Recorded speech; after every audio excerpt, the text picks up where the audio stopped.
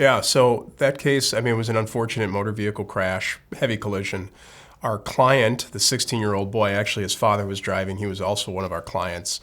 But the son struck his head on the seat belt mechanism that was next to his head, and it ended up puncturing his skull and causing some substantial trauma and potential brain damage, and he ended up in the hospital for quite some time.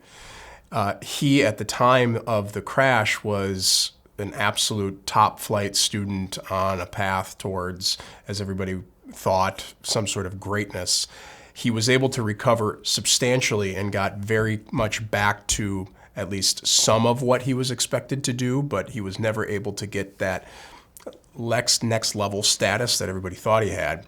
So we pursued a claim, and unfortunately we discovered that the at-fault driver only had, I think it was $500,000 of insurance available, or potentially a little bit more than that. But we ended up discovering that there was in fact another insurance policy available that we had not been provided and were not aware of. And in fact, the only reason we became aware of it was because at an initial mediation that we attempted before commencing a lawsuit, we were presented an offer that we declined through the family. And then after the fact, found out that there was another policy that we were able to make a claim against.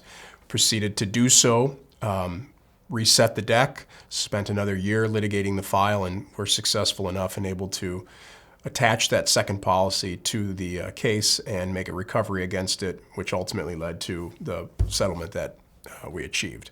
So it took a while, took I think 4 to 5 years, and the child, who was 16 at the time of the crash, was a young adult by the time we got it resolved, but we were able to get it resolved on favorable terms.